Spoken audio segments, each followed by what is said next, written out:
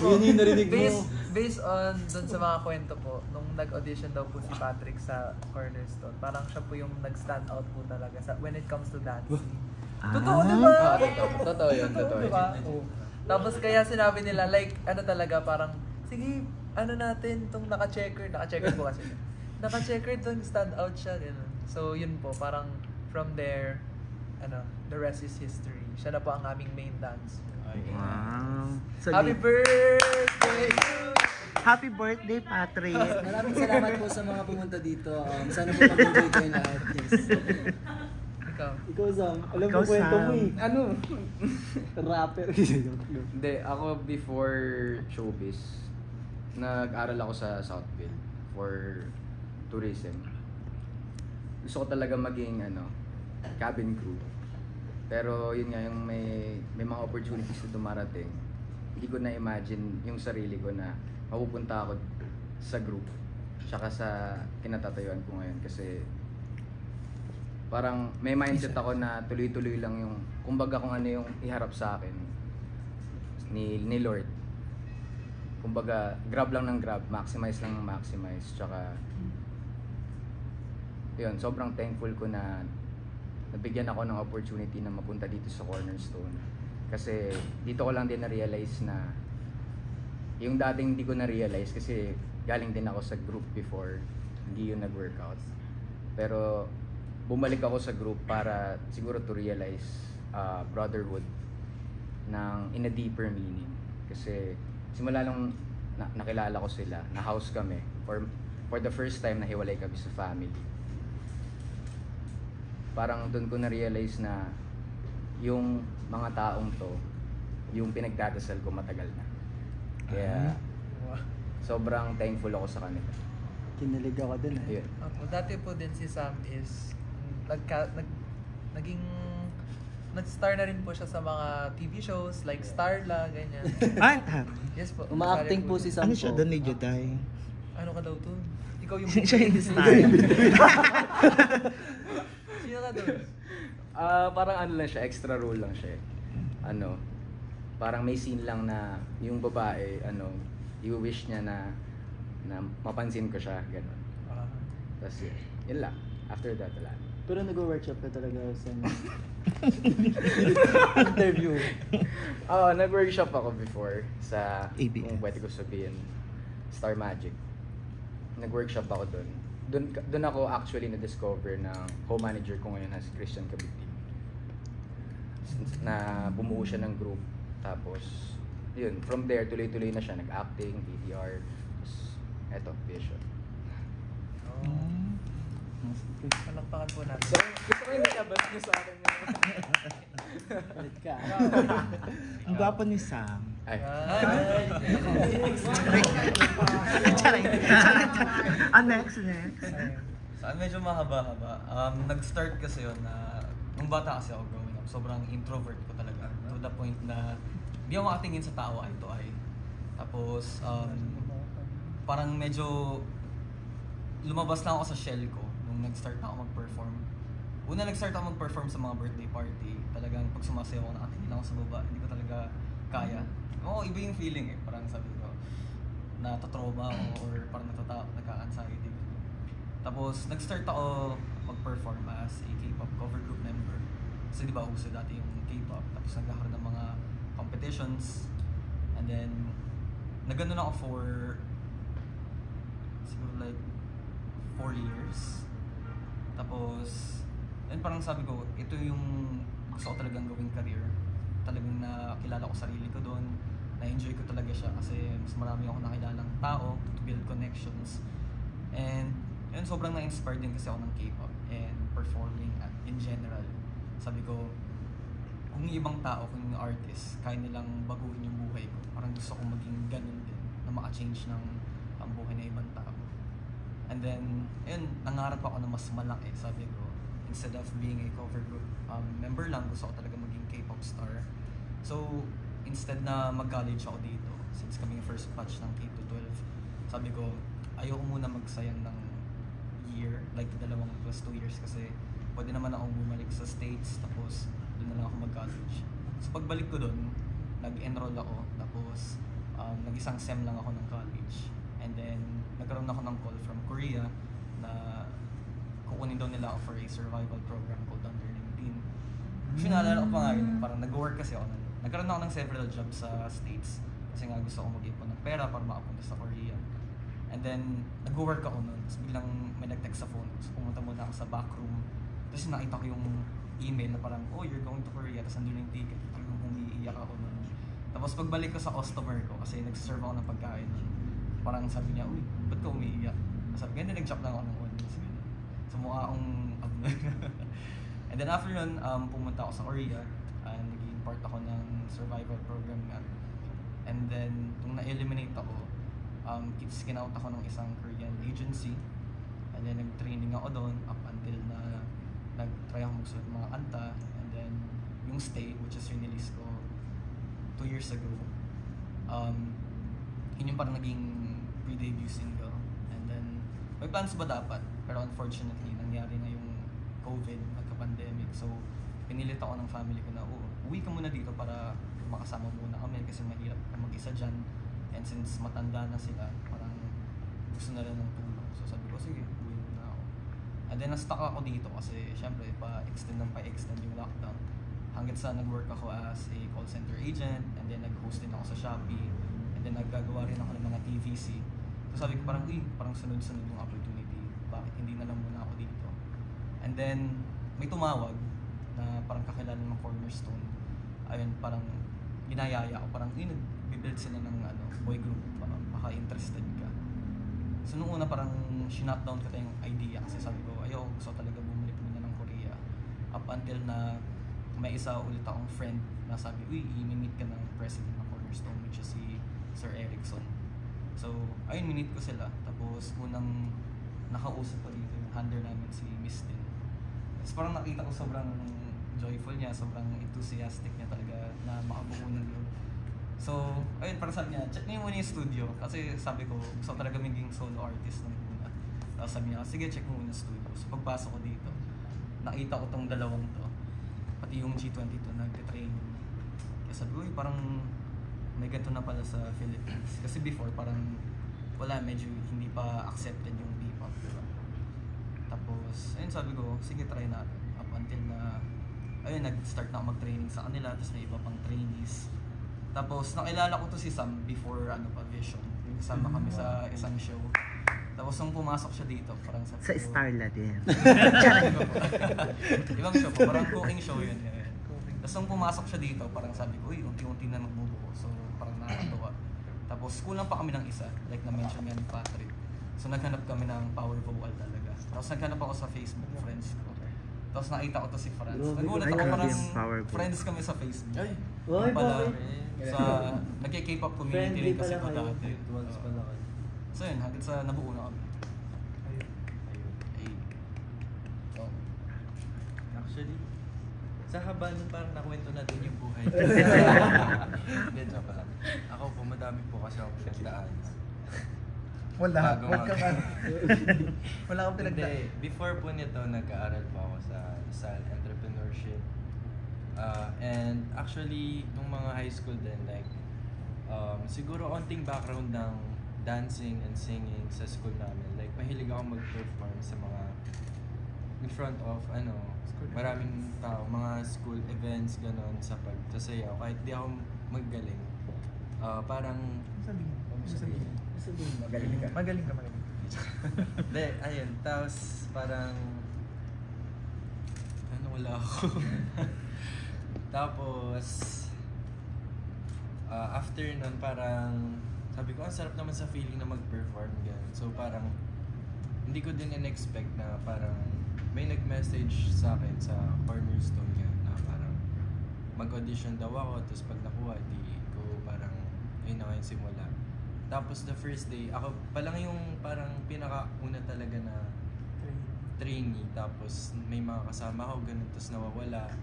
Tapos hanggang sa pumasok na si Patrick. Tapos mga ilang months, nasabi niya na kami na lang, tapos parang wala nangyayari. So parang that time, sabi ko, parang, papasok na lang ako. Like for... Inisip mo na mag-quit? Oo, inisip ko na mag-quit. Sabi ko, pasok na lang ako for spare time. Tapos parang nung mabubuo na kami, actually nabuo na kami nun, tapos parang sabi ko, bye Mag-back out guys, pa siya. magbaback out na ako. Tapos, buti na lang, like, parang nilaban ko din kasi, syempre, parang hindi masayang sinimulan ko. So, natutuwa lang kasi ako na ngayon na lahat nun, buti hindi ko yun binaliwala, hindi ko yun quinit, ganun. Tapos, parang nakatuwa lang na nakasama ko silang apat, tapos yung Cornerstone, super laki ng growth ko, nakita ko, and sa kanila rin, sobrang lumabas yung ibang personality ko. So, nakakatuwa lang, and pinagdadasal ko na mas mag-boom pa. Mag-grow. Yes. Famous po kasi dati si Enzo. Sa TikTok. Influencer. Influencer vibes po sa tayo.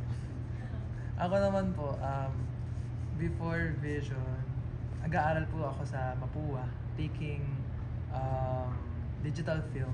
Kasi yun po yung parang gusto kong career path is maging director, maging producer, ganyan. Tapos, nung pandemic, syempre, puro online class.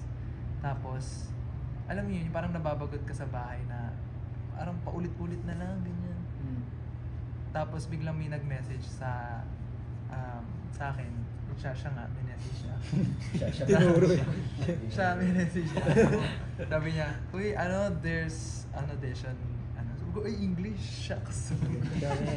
May audition daw sa Cornerstone, tapos gumagawa daw sila ng boy group. Tapos sabi ko, hala, sige, try ko, ganyan.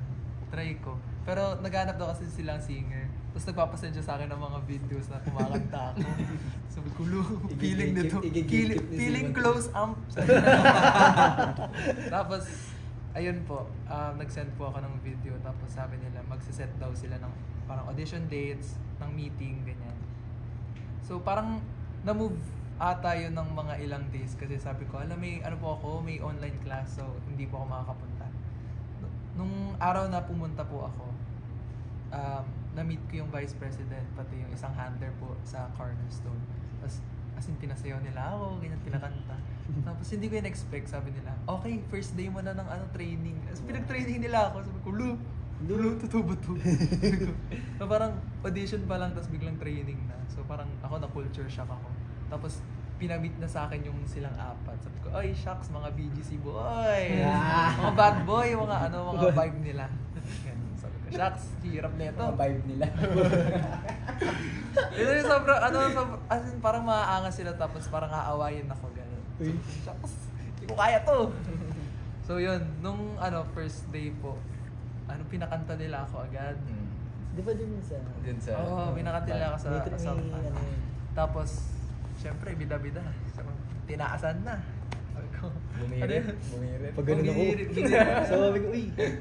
Anong kinanta mo? Anong kinanta mo? Isiyawan ko. Ay, sumapul ba siya? Sa nanangulan mahal ko.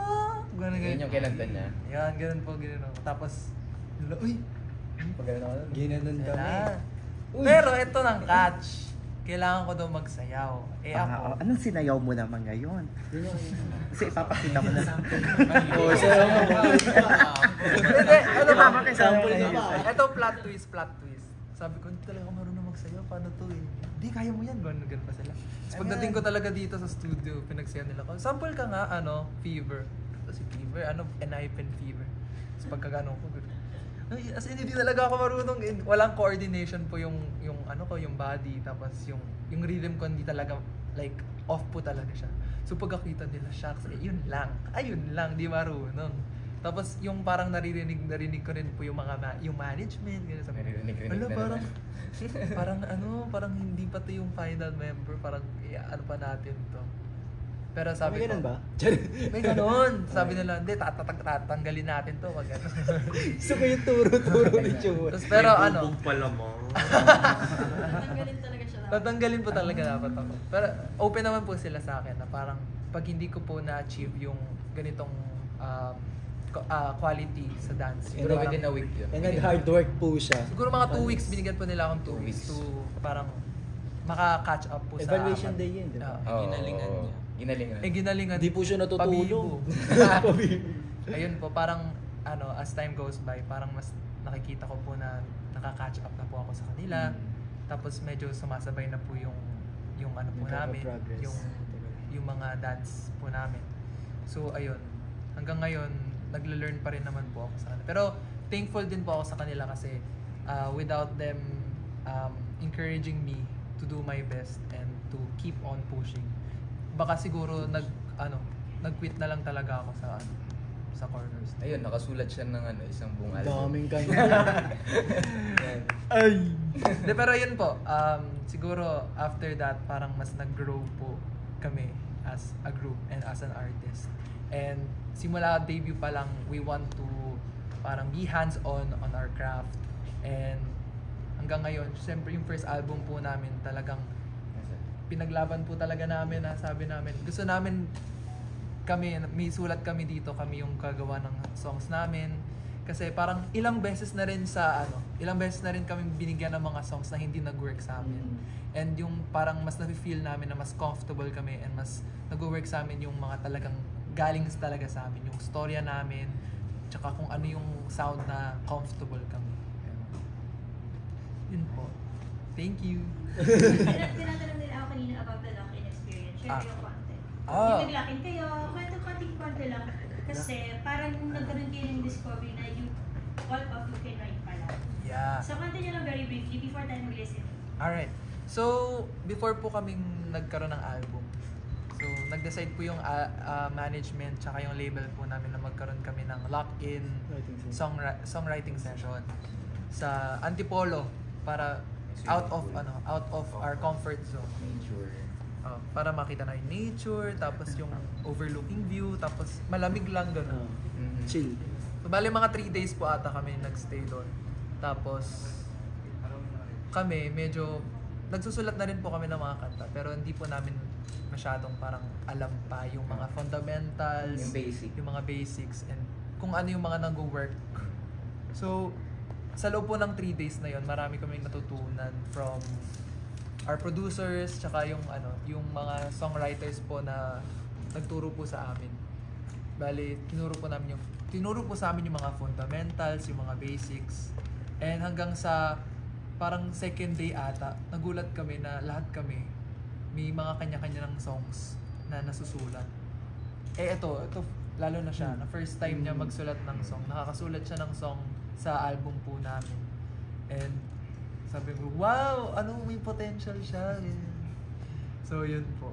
Parang from there, mas marami kami natutunan dun sa paggawa ng songs, tsaka mas magiging involved dun sa craft namin. And yung laman po ng songs namin, parang mas dun namin na-realize na parang siguro dapat yung laman ng songs natin kwento din ng buhay namin para mas para resonate sa ibang mga tao, sa listeners. So yun po yung kinalabasan ng 2020 po naming album. So mas personal yung storya, mas kayo yung tunog. Ano pala ang tunog ng vision talaga as yourselves?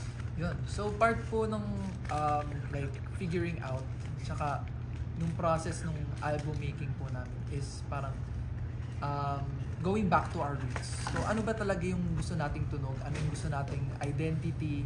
Ano yung gusto naming brand? So kami, most of us are listening to like street music. So ang mga influence po namin is yun. Like ngayon, number 1 po si Hev Abi, si Skastakli, MC Einstein, ayan, sina Flo G, ayan. So mostly rappers, tsaka as in mga hip-hop R&B artists. So ayun, from there parang sabi namin, sige, let's take inspiration from those artists.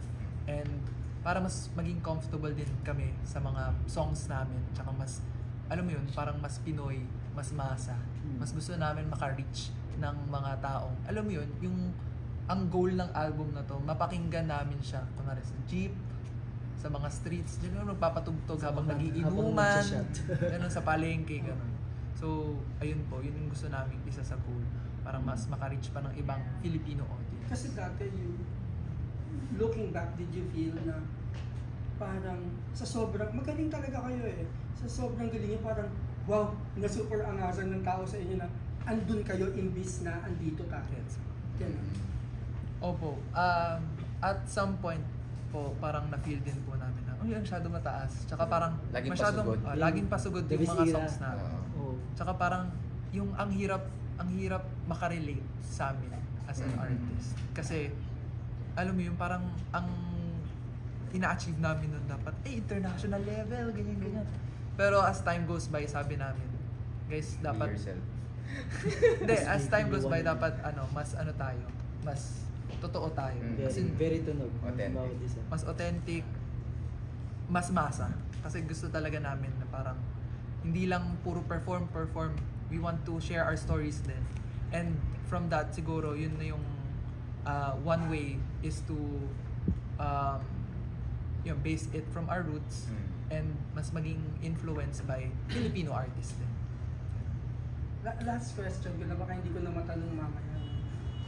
Do you feel na, like ngayon sa Spotify, nag-iba yung hierarchy, which is not to say anything about kung sino yung number 2 or number 1, nag-iba. But do you feel in general na this is the year na nagiging more universally embraced ang P-pop and therefore the versatility of you all? And how do you plan to play on that? Ngayon po nakakatuwa, no? Kasi dati parang slow steps like Slow and steady. slow. Sobrang yung P-pop like pag sinabing P-pop, hindi pa talaga masyadong like familiar yung general public. Pero ngayon nakikita natin na parang kung yung FYP nyo po puro P-pop na, ganun. So parang mas nakikilala, sobrang natutuwa kami kasi isang pag-angat ng isang P-pop group or dalawang P-pop group o tatlong P-pop group is pag-angat ng lahat ng P-pop. So, ayun. So we want to parang share our own identity and stories dun sa pag-angat na yun when it comes to siguro playing with the genre of street music, hip-hop, R&B. So yun kami, yun po yung gusto naming parang i-present na ganun po yung brand po namin na mas leaning more into street, kalye hits. Ganun. Sino gusto nyong makakolab ng P-pop? And why? Ako ngayon feel ko sobrang pag iniisip ko Alamat. Kasi yung sobrang gusto ko yung songs nilang mga R&B. Lalo na yung Maharani. Sobrang gusto ko yun. Maharani, yung Dayang, tapos yung Aswang. Parang sabi ko, parang same wavelength. So parang feel ko mag-work yung ganong collab. Hindi lang yun, syempre. Gusto din namin makakolab. Ako gusto makakolab actually. Unang palang syempre tataasan ko na yung yung SB19 talaga. Yes, like, kasi sila Standard. Totally standard. Kumbaga Hindi mo matatanggi.